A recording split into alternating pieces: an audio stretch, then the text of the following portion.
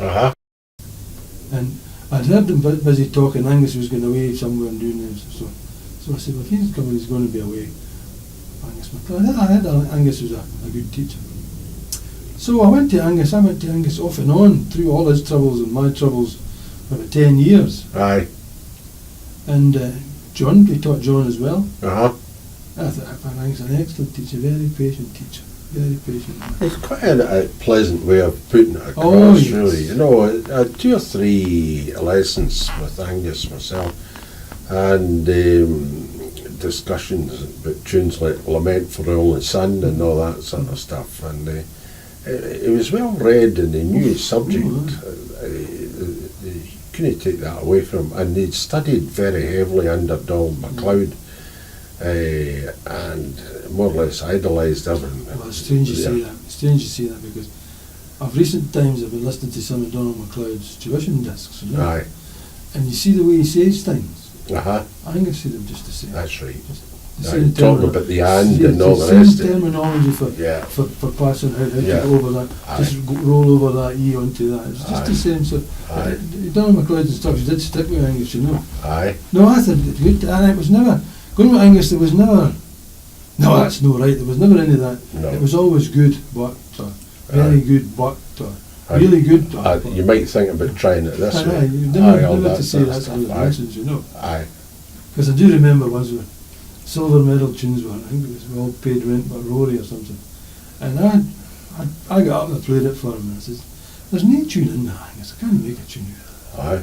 So he says, give me the. So he took my pipes, you know, Angus was a left-hander, he called himself a right-hander, but Aye. a left-hander, my pipes, and he put them on his shoulder, and away he went, and then he brought the tune to life. Aye. Or another one was the tune that Stuart Little won at Inverness with his gold medal, the Lament for the Dead. Aye. I mean, I Angus went through that with me, and I said, that's a lot of nonsense, there's no tune in there. When you Stuart Little playing it, my dearie me, didn't you? Didn't you see where the tune I is? spoke to Stuart Liddell just recently about that tune, and he told me he'd won the medal with that. And my reaction was the same as yours. I says, that must have been a set tune, you know, implying who would ever pick that to learn it, you know. I was there that day, I tell you that. That's one of the top 10 tunes I ever heard, was that tune. Aye. Stuart Little playing that tune. Aye. Fantastic tune. I tell you, as you say, it's a wee bit of a gift actually putting music into some of these tunes, you know. It's not much, it's just a wee shave here. Aye, but just enough to... Just enough, you know. Aye. Some folk have got that gift. I missed it in that one. So, you went round games. When did you start competing again? Was it immediately in '89, or did you leave it a few years? About 91 maybe. Aye. Maybe 91. I decided I wanted to go to the silver medals. So Angus, he was, well, that's the tunes there we'll do, and then we'll try and get you into the silver medals. And he says, you can't just go into the silver medals, you've got to play a few games first. And so you do your best. So you get into the silver medals, and to be honest, it wasn't really for me. No, it wasn't for me. Because I can make also some excuses, but I had terrible trouble tuning my pipes, as I told you before, the bass drone stop and tune it like that. And working with tuning lights, I just couldn't work. 3 minutes you get in the silver medal to tune your pipes. It just didn't work for me. So I think I've been about 5 or 6 goes at the silver medals. And there wasn't one performance that I could You were happy with? I could even say my pipes were in tune, to be honest. Is that right? It's demoralising. What was the actual problem you had? This is an interesting thing, and the viewers will be interested, because what we're talking, the people that we're talking to just now are people like you and I that have problems day and daily with pipes. We're no stars, 5-star players that listen to this talking here, and it's interesting to hear folk with problems and how they address them or whatever. I mean, the first question that one would pose is, why can you not tune them in the tuning room and just get them going there and then just walk onto the platform and play them, you know? So, there's a question, what's the answer? Well, I would say from my own point of view, it's more down to nerves. At that stage it was down to nerves. And that's a big factor. That is a big factor. But you need to be nervous, and being nervous is good, because being nervous, it brings other things for you. Your fingers are a wee bit crisper, your crooners are a bit better, a wee bit nervous. But as far as tuning's concerned, you seem to think when you go up there and you go, it's not the same on there because you're not blowing the same when you go on there. Explain that. Well, I'll split it. This has been well worked out over the years. Okay. When you want to play, you blow your pipes up and you think, oh Chris, they're not in tune. So you bring them down, you think they've got to come down. Now, you don't take into account that when you're nervous, the muscles in your neck contract a wee bit. So you're not blowing as hard as you thought you were blowing. So in effect, your drones want to go up a wee bit. Aye. But you don't suss that. Right, okay. You start digging a hole, and then you keep digging, and you Aye. dig, and you dig. Whereas you just sit back, stop the middle tenor, and go up 2 clicks. Up 2 clicks in the face and then listen to it. And surprise, it'll probably get better. Aye. But most folk start screwing them. Everybody wants to tune down a bit. Yeah. When you're nervous, your neck contracts a wee bit, Mm-hmm. and you're not blowing it. You think you're blowing as hard, but you're not blowing as hard. And what about the elbow? What's that doing? The what? What is the elbow doing? Is it the same? It's no squeezing as Well, hard? my big problem was when I was doing that, I had to grip it. I had to do it this fashion. Aye. I remember one particular time playing the silver medal in Oban, and McDonald McPherson was judging actually. And I made such a mess of tunes. And you know, I think that was the year there was 6 tunes in for the silver medal. I don't know what it was. And that was 6 months' work for me. Aye. And I couldn't get my pipes tuned. It's amazing that. Aye. Carry on that was. Did you find it easier? We're talking indoor tuning here. Do you find it easier? I know you go around the games even yet, and on a regular basis. Do you find it easier tuning outdoors and then just walking over the platform? I can do that. Because it's the same atmosphere, I can really. do that no trouble at all. You wait till the last guy's gone. Aye. You give the judge 2 or 3 minutes to Aye. he starts looking for the next guy. Yeah. And you're not, and your pipes are fresh then, you can say, as long as I've got, I always used to say, as long as I've got the outside tenor right, Aye. we're on the money. Aye. We can do it. Yep. Aye, absolutely. Until I got my new pipes. Until I get the screw pipes, then, once we get the screw pipes in, all those problems vanished. Aye, well, we'll discuss that in a wee minute. But that's an interesting thing. Blowing. You've already discussed a couple of problems here. I think a lot of people's problems is that they're erratic with their blowing for a start. Nerves can do the thing too, you know. Especially you're maybe in the second phrase of the third part of a march or something like that, and the concentration's just no there. And we're blowing or squeezing blowing out a sharp D or something like that, you know. And that can be slightly off-putting because that disturbs your concentration. How do you feel about all that? How's the experience with that? Have you managed to control that or what? Once I've got going, I'm not too bad. Aye. Just into the tune, you're off and running. Once I'm off and running the pipes and tune, then aye. Then I'm quite happy. Aye. Then you're only got to rely on talent then. I think I'm the other way about.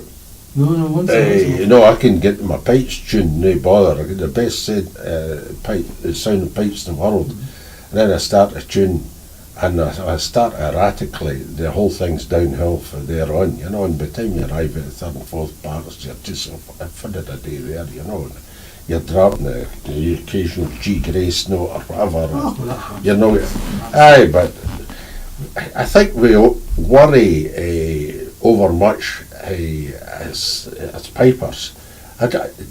People playing other musical instruments get themselves into such a state as the pipers do when they're playing in front of an audience. I don't know.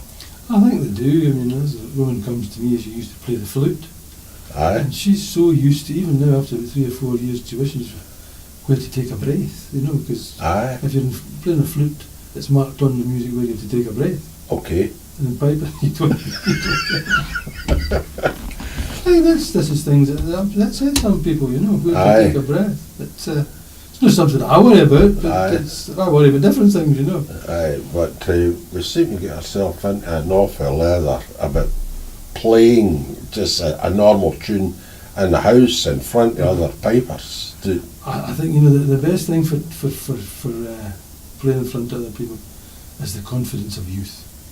Aye. When you're young, Oh, aye. you don't know the things you The don't know. brashness, aye. You don't know the things you don't know. Aye. You Aye. think they're playing great, so you Aye. get the confidence, you know. Aye, aye, that's it. And it only comes years later when you find out, because I've been playing it that way all this time, Aye. it's not right, you know. You overthink it. And it's this time I played for Donald McPherson. I think it's the first competition I played in Scotland. Donald McPherson was judging, and I played Kinlochmoy at number 1. Okay, I know it. Uh-huh.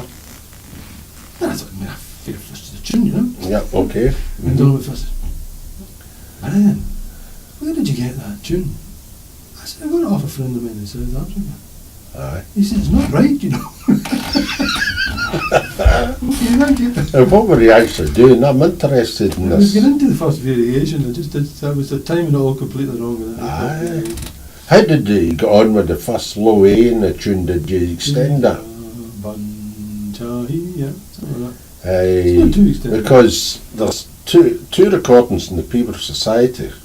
You know, they've got their website, and you go into the website and you listen. As Andrew Wright plays that quite a long low A. And then you get to listen to other ones, it's shorter. T-O-N-T-O-He. And Andrew, T-O-N-T-O-He. You know, it's quite subtle, but when you listen to it right along the line, it's noticeable, you know. And you always have a wee debate about yourself. Yet, in the second line, it's no match in the first line, the timing. No. But,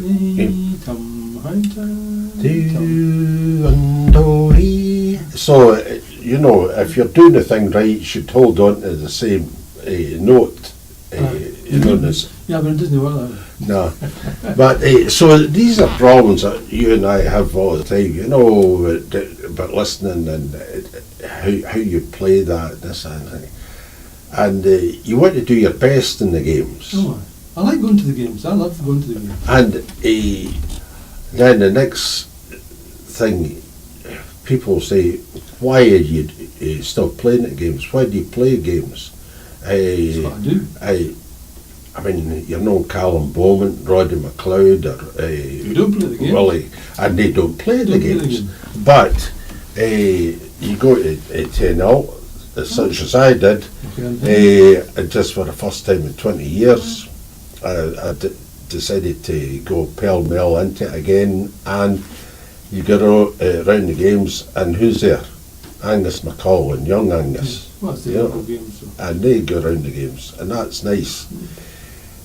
But I think if it wasn't for people like yourself, Brian, and others, then there wouldn't be any competitions, because it's Angus McCall would be playing against himself. You know, if everybody took the view that they must win and all this. He can be beat too, you know. Of course. He has off days too. Aye. Not very many of them, but No, but you see where I'm coming from, and it's you're taking part not necessarily to you'd like to win and you do your best to win, but it's not a big deal if you don't win. You're enjoying your day out. It's a day out, and you're one of the boys, you know. Mm-hmm. The boys they can be 20-year-old, 30-year-old, 40-year-old, 50-year-old, 60-odd-year-old. Even 60-odd-year-olds are still on the team. Aye. And all these young fellas, does this old fella know anything here? I better be careful, you know. Aye. I'll just tell him, don't make any mistakes, pal, because I'm waiting at the back here. Make sure your drones are tuned. No, but it's quite pleasant, and you can have a wee conversation. It's always a good banter at the game. And a conversation with the judge as well, which you could never do in a pipe band situation or something like that. I mean, I stood and I spoke to I went to Arisaig and I spoke to Ian McFadden after I played, and it was quite, it wasn't brutal, but he had a subtle way of putting it. He says, I liked your reel. I remember an instance too. I remember, I think it might have been Arisaig, because Arisaig and the Moro games used to be in the same, up in the hill. Yes, that's right, aye. And for people who's never been there, that's a beautiful part of the world, beautiful, and a nice day. That's it. I was lashing the Western Highlands is beautiful and nice. My dearie making me terrible. Well, it was a beautiful day the day before when we arrived, apart from midges and all the rest. And then the day of the actual competition, lashing the rain, and I had the big Inverness cape on for the Pembroke. And I purposely just took the bull by the horns and I said, I want to go in first. Just get it over and done with. But I played the tune and the pipes held out and all the rest of it. But it suited me just to go in first because I could pick my time just to, and I remember tuning up, the final tune under a Canadian's umbrella, you know. I'd have been tuning up in the back of the car before that. Oh, I've done that before. You're right, and just out there and under the cape and up, final tune up, and my pipes are fine. Yeah. You don't need to be so good outside. On a bad day, no, the pipes are fine. And I get through the tune, and fun enough, it was McDonald Kilmainham. Yeah. Aye. And I get through it, and the judge, chap from Owen, I forget his name, very nice man, you know, and he was quite complimentary. Yeah. That's all I was looking for, you know. And I went down the hill and I played in the Marks of Spain reel, and I get through it. Happiness is it? No mistakes, and they said they liked my reel, and I thought, that's very good, you know. But as you say, it's quite convivial going to these places and taking part, because we'd hate to see the death at solos and Highland games and all this, because that's part of the art deal, isn't it? The smaller games, if you take the RSA games for an example, that the Ian McFadden and they'll get what's his name coming down from Inverness, McLean. It's McLean I'm talking about, yeah. Aye. I mean, those two guys to come down, they're paying a lot of money for judges and fees and expenses. And if there's only half a dozen guys turning up, they're not going to run the games for just for that. No. But it's funny you should say that. I remember playing for Ian McFadden, I think it was there as well, RSA or Mora. And I was like, I think it was Coriolis and Scooter was playing. And I was halfway through it, and my middle tenor stopped. Tenors used to stop, they don't stop anymore. The tenors used to stop. And he says to Brian, he says, I had a notion one of your drones stopped, but it's kind of windy, I couldn't be sure. I just looked at your face and I knew fine when your drone had stopped. Okay. There's some good stories, and Ian McFadden has been very helpful to me. Most of the judges, if you go around long enough, they realise you're trying and they realise what you're trying to do. You're just out playing a tune. If you ask them for a wee bit of advice, they'll give you a bit of advice. Of course. Judges don't sit there waiting for you to make mistakes. They want you to play well. And they're actually, can see in their face, they're trying to egg you on to a good performance. There's nobody trying to destroy you out there. They're delighted if you come up with some sort of performance. I remember once playing for Jimmy Young, and Jimmy Young could be a terrible actor. I like Jimmy, no mistake. I mean, he's a bit of a crabbit man, and I'm a bit of a crabbit man too. So I quite like Jimmy. I like Jimmy a lot. But Jimmy would be one of these guys that he would sit there. What tune are you going to play? Fair enough, carry on.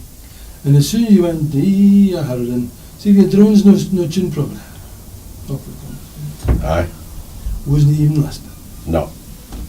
Wasn't even listening. I remember he told me at Cowell once, I was 60, competed at Cowell at the Pembroke.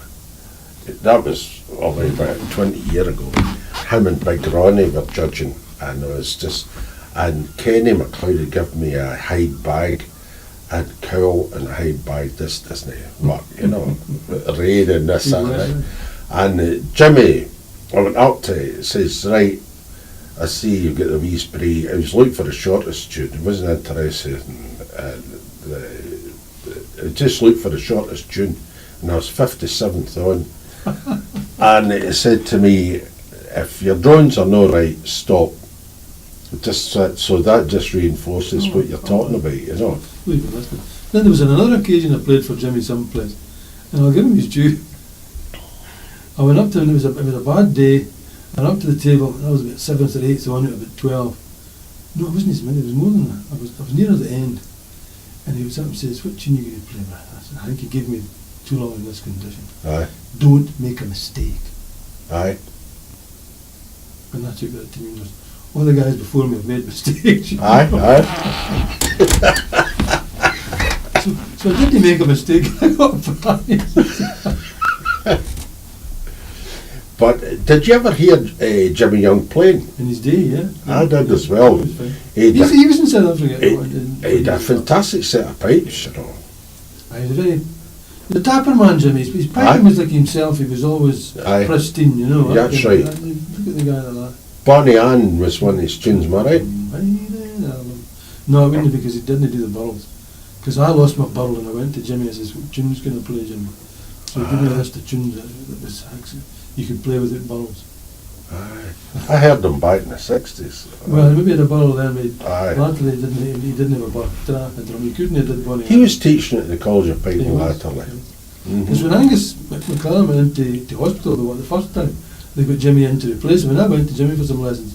And now John went to Jimmy for some lessons too. Yeah. And there's another wee story.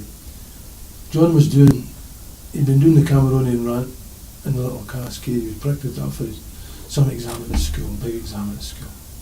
And I went up to pick him up after his lessons. I said, did you do the rant with Jimmy? I said, that was a big tune, Jimmy said. Oh, no, you don't do the rant with Jimmy. He said, why no? No. If you miss a grace note in the second last bar of the last part, he said, you've got to start all over. That was a good fellow, Jimmy. Hey, but it worked for him, you know. Aye. Play it till you get it right. Aye. But I always remember hearing South Youth games one year, 64, and a brilliant set of pipes. Mm-hmm. There was a music teacher standing beside me and says, they've gone like an organ. He says, and this guy knew nothing about bagpipes, but he had a keen musical ear, and he was very, very impressed with Jimmy's instrument, you know. No, Jimmy was I'd love to. I remember I took John to him for lessons. I said, I'm not going to that man. He's a grabbit man. Aye. He says, he's not a grabbit, he's a lovely man.